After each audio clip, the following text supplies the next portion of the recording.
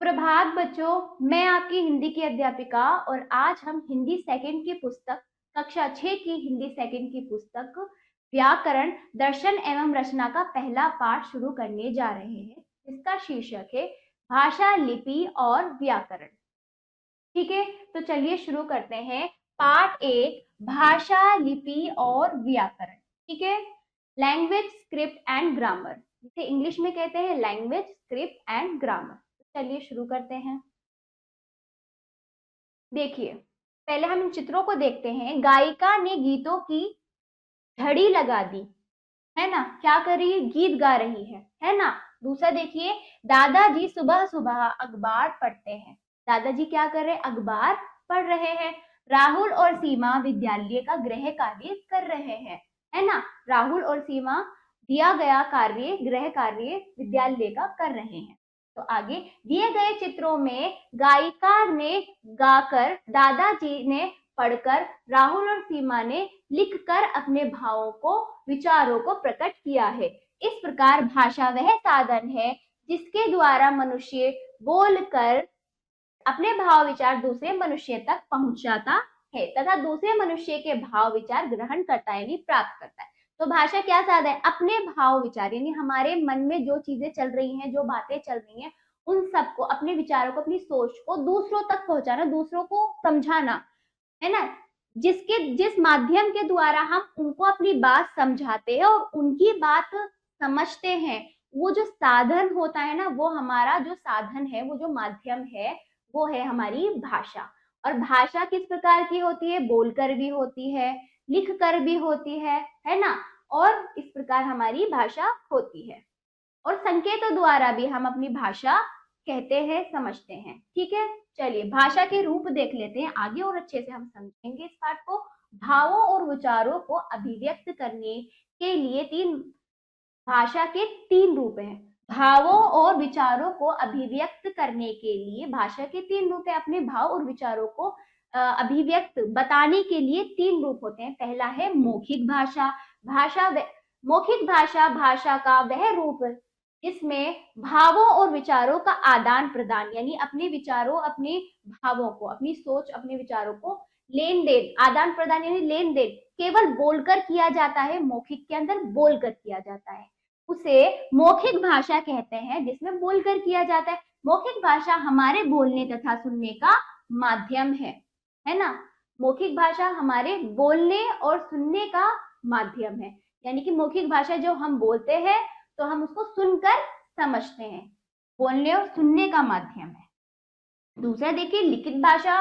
भाषा का वह रूप है जिसमें भावों और विचारों का आदान प्रदान लिखकर किया जाता है ना, उसे लिखित भाषा कहते हैं। और लिखित भाषा किसे कहते हैं, जिसमें हम लिखकर, आजकल देखते हैं आप लिखकर मैसेज में आप मैसेज भेजते हो, है ना, संदेश भेजते हो लिखकर, पत्र में, आजकल मोबाइल फोन पर, इस तरह से लिखकर हम अपनी बात किसी से कहते हैं। तो वो, और सामने वाला उस बात को समझकर उत्तर भी दे रहा है, हमारी बात समझ चुका है, तो वो हमारी कौन सी भाषा होती है, लिखित भाषा होती है। और बोलने का हम मौखिक रूप से अपने स्वरों, अपनी ध्वनियों के द्वारा हम मौखिक में बोलकर अपनी बात कहते हैं और लिखित में हम लिखकर अपनी बात कहते हैं और समझते हैं, पढ़कर उसको समझते हैं, है ना। लिखित भाषा को यदि आपने लिखा है तो सामने वाला उसको पढ़ भी पाए, उसको समझ भी पाए, वो हमारी लिखित भाषा होती है। तीसरा है सांकेतिक भाषा, है ना। भाषा का वह रूप जिसके द्वारा हम अपने मन के भावों व विचारों को संकेत द्वारा दूसरों को बताते हैं, उसे सांकेतिक भाषा कहते हैं, है ना। वे भाषा संकेत यानी इशारों द्वारा हम बताते हैं। हम जहां बोल नहीं सकते, है ना, जहां हम लिख नहीं सकते, वहां हम इशारों में अपनी बात सामने वाले को बता रहे हैं और सामने वाला समझ रहा है। केवल आपका इशारा करना, बच्चों केवल आपका इशारा करना काफी नहीं है, उसमें सामने वाले को क्या होना चाहिए, समझ भी आना चाहिए। ठीक है ना। आपकी भाषा को सामने वाला समझे, चाहे वो लिखित हो, चाहे मौखिक हो, चाहे वो सांकेतिक, यदि वो समझ जाए आपकी बात को तो ही वो भाषा का सही अर्थ देगा, है ना। ऐसा नहीं आपने कुछ भी बोल दिया, कुछ भी लिख दिया, सामने वाला नहीं समझ पा रहा है आपकी भाषा, ऐसा नहीं। ठीक है, सांकेतिक भाषा में समझ गए आप, अपने भावों विचारों को संकेत इशारों के द्वारा हम सामने वाले को बताते हैं। चलिए देखते हैं। जैसे देखिए पहला चित्र देखिए, यहाँ पर आपस में बातचीत हो रही है मौखिक रूप से, ये बोल रहे हैं, ये समझ रहे हैं, तो ये कौन सी भाषा हुई? ये मौखिक भाषा हुई, है ना? ये कौन सी भाषा हुई बच्चों? मौखिक भाषा, है ना? दूसरा देखिए, ये है लिखित। एक ये छोटी बच्ची लिखकर अपनी बात बताने का प्रयास कर रही है, तो ये कौन सी है? लिखित भाषा। लिखित रूप से ये लिखकर भेजेंगे, है ना? ये हमारी लिखित भाषा हुई। और ये देखिए ट्रैफिक पुलिस सभी को संदेश दे रही है किसे रुकना है और किसे निकलना है। सभी वाहन वाहन जो जो भी वाहन चला रहे हैं उनको क्या कहीं संकेत रूप से समझाने का प्रयास करें, तो ये कौन सी? सांकेतिक भाषा। सांकेतिक भाषा।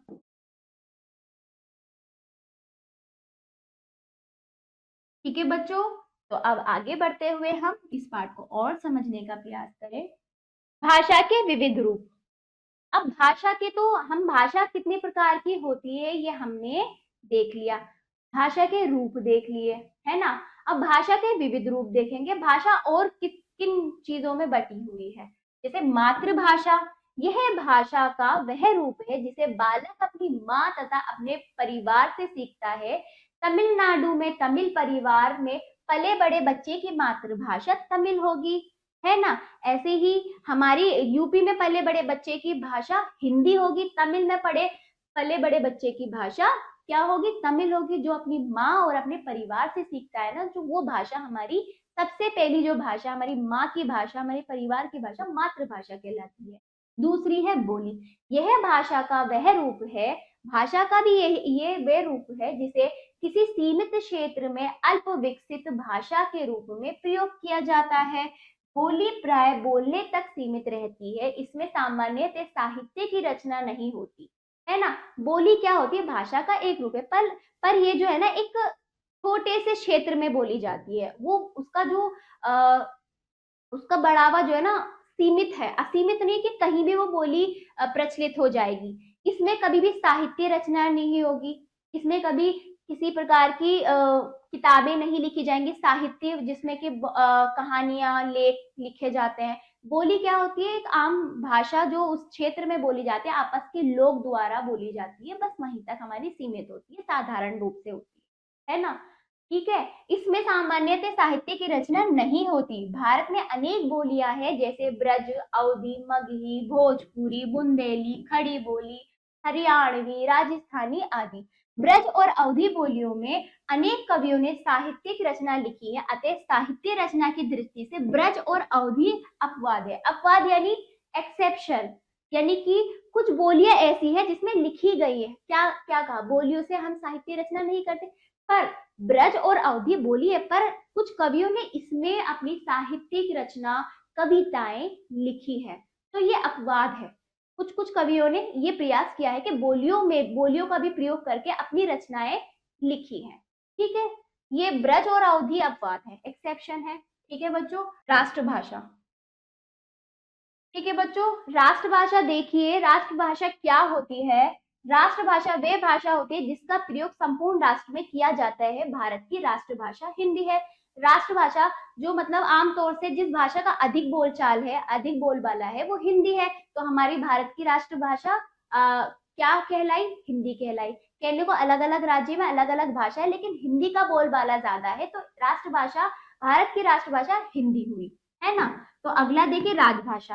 राजभाषा क्या है? जिस भाषा में सरकारी कामकाज किया जाता है वह राजभाषा कहलाती है। आगे, भारतीय संविधान के अनुच्छेद 343 के अनुसार हिंदी भारत की राजभाषा है। इसे 14 सितंबर 1949 को स्वीकार किया गया था, इसलिए इस दिन की प्रति वर्ष हिंदी दिवस के रूप में मनाया जाता है। यानी कि आप देखिए राजभाषा क्या होती है? जो हमारी सरकारी काम, सरकार सरकार जिस भाषा का प्रयोग सरकारी कामकाज में करती है वो हमारी राजभाषा की, वो हमारी क्या कहलाती है? राजभाषा कहलाती है, जिसके द्वारा सरकार शासन कर रही है, हिंदी का अधिक प्रयोग हो रहा है। तो कब भारतीय संविधान अनुच्छेद 343 यानी हमारा भारतीय संविधान कानूनी किताब, उसके अंदर अनुच्छेद 343 नंबर पर क्या बात की गई है? हिंदी भारत की राजभाषा है। क्या बात की गई है? हिंदी भारत की राजभाषा है। इसे 14 सितंबर 1949 को स्वीकार कब किया गया? 14 सितंबर 1949 को, है ना। इस दिन और इसी दिन को प्रतिवर्ष हर वर्ष हिंदी दिवस के रूप में मनाया जाता है। यानी कि सरकारी शासन, सरकारी कार्य अधिकतर हमारे हिंदी में होते हैं, तो ये हमारी राजभाषा भी हुई। और अधिकतर हिंदी का बोलबाला प्रचलन अधिकतर पूरे भारत में हो रहा है, तो ये हमारी राष्ट्रभाषा भी कहलाने लगी है। ठीक है, चलिए। बाकी राजभाषा तो बिल्कुल है, क्योंकि इसे अनुच्छेद के अंदर लिखा गया है 343 के अंदर, भारत में हिंदी हमारी राजभाषा है। ठीक है, और 14 सितंबर 1949 को इसको स्वीकार किया गया है। अब आ जाइए लिपि। भाषा के लिखित रूप को लिपि कहते हैं, अर्थात किसी भी भाषा को लिखने के लिए निश्चित की गई चिन्हों की व्यवस्था को लिपि कहते हैं। देखिए, पहले क्या होता था, जब लोग पढ़े लिखे नहीं थे, भाषा को नहीं जानते थे, तो वो अपने कई प्रकार के स्वर व ध्वनियां मुख से निकालते थे। ठीक है, वो मतलब इस प्रकार, देखिए जैसे जीव जंतु है ना, जीव जंतु जानवर, उनकी भी अपनी भाषा है, परंतु वो लिखित रूप में नहीं है, वो अपनी भाषा अपने अनुसार समझते हैं। लेकिन हम जैसे मनुष्य, हमारी अलग अलग धर्मों के अनुसार या अलग अलग जातियों के अनुसार सबकी अपनी अपनी भाषा है ना। तो सबकी अपनी अपनी भाषा है, उन भाषा को लिखित रूप भी दिया गया है। उन भाषा को चिन्हों के रूप में, जो ध्वनियों और स्वर थी, केवल ध्वनियों और स्वर जो आवाजें थी, उनको एक लिखित रूप दिया गया है। जैसे आ, तो आ से आम, तो इस प्रकार आ जैसी ध्वनि हमारे मुंह से निकली और हमने इस प्रकार उसे लिखित रूप दे दिया, तो इसे कहते हैं आ। तो समझ गए, हमारी जो आवाजें हैं, हमारे जो स्वर है, हमारे जो ध्वनियां है, उनको लिखित रूप में चिन्हित किया गया, उसे ही लिपि कहते हैं। और प्रत्येक भाषा की लिपि अलग होती है। ठीक है बच्चों, इतना समझ में आया। किसी भी भाषा को लिखने के लिए निश्चित की गई चिन्हों की व्यवस्था को क्या कहते हैं? लिपि कहते हैं। उच्चारित ध्वनियों को लिखने की विधि ही लिपि होती है। कोई भी भाषा किसी भी लिपि में लिखी जा सकती है, किंतु सामान्यतः प्रत्येक भाषा की अपनी एक लिपि निश्चित होती है। यानी कि इस बात को समझने का प्रयास करें कि कोई भी भाषा अपनी अपनी लिपि में लिखी जा सकती है, कोई भी भाषा अपनी अपनी लिपि में लिखी जा सकती है, पर प्रत्येक भाषा की अपनी स्वयं की लिपि होती है। जैसे कि आप व्हाट्सएप या कहीं भी आप मैसेज करते हो, तो आप इंग्लिश में हिंदी में जो आपकी हिंदी भाषा है, उसे हिंदी में भी लिख के समझा सकते हो, सामने वाला समझता है।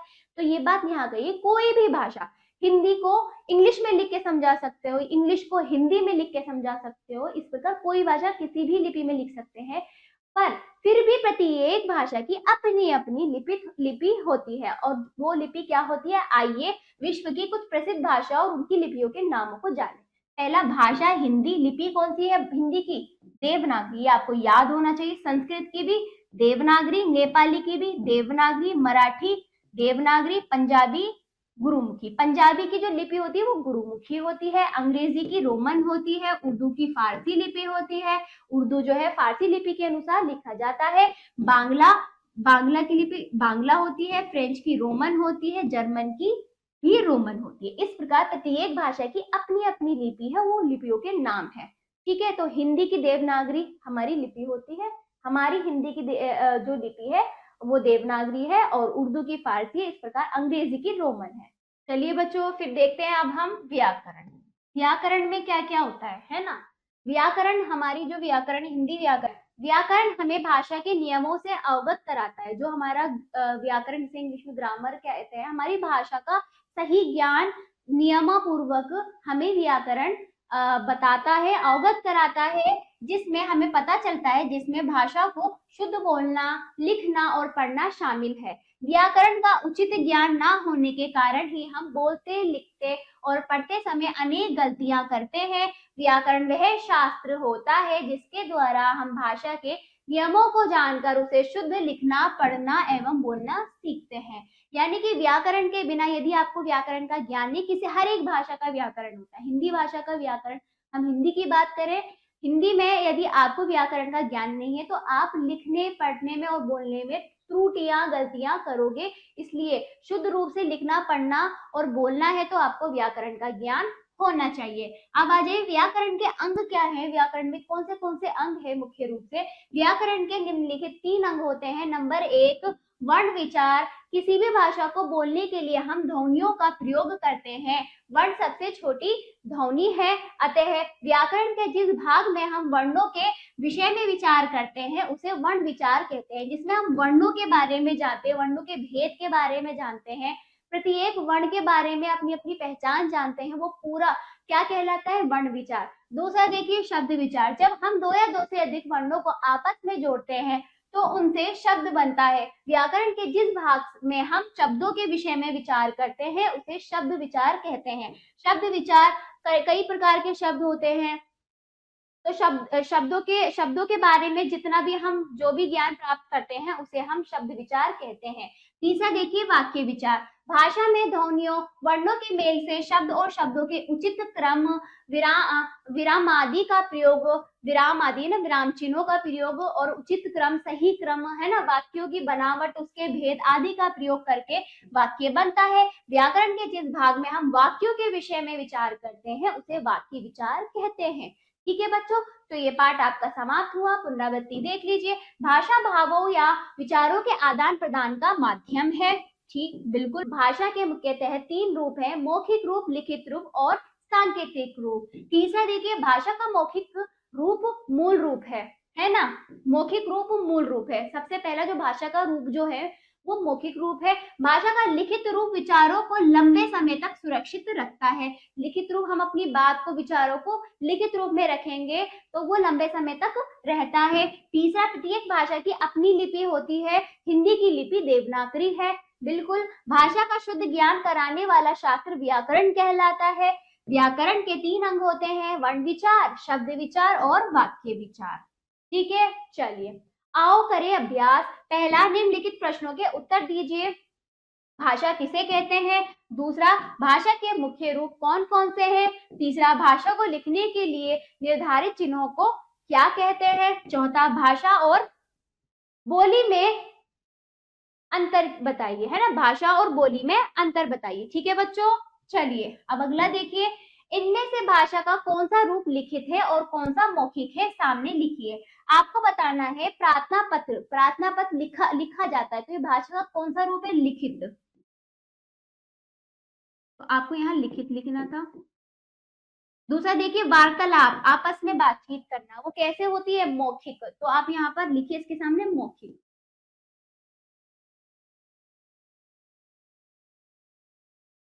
ठीक है, ऐसे ही भाषण देना, भाषण हाँ मुख से दिया जाता है, ये भी मौखिक है।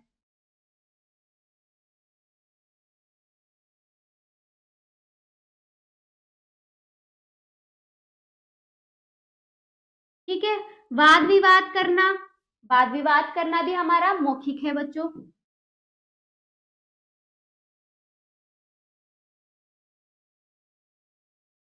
ठीक है, नाटक हमारा क्या है? मौखिक।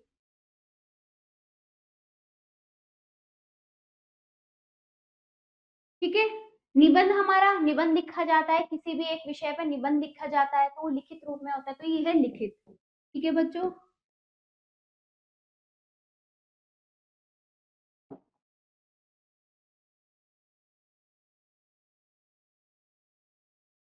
ठीक है, तो इसमें हमें मौखिक और लिखित भाषा को बताना था, हमने बता दिया। अब अगला देखिए, भाषा और लिपि का मिलान कीजिए। अंग्रेजी भाषा की लिपि क्या होती है?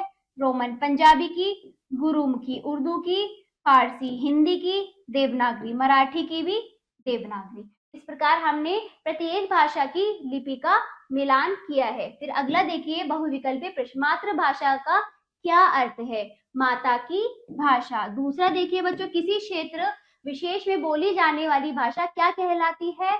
क्या कहलाती है? बोली कहलाती है। तीसरा, हरियाणवी क्या है? क्या है हरियाणवी? भाषा है, राजभाषा है, बोली है? हरियाणवी बोली है। ठीक है बच्चों, तो ये पाठ यहीं पर समाप्त होता है। आशा करती हूँ ये पाठ आपको अच्छे से समझ आया होगा, इसका अभ्यास आप जरूर कीजिएगा।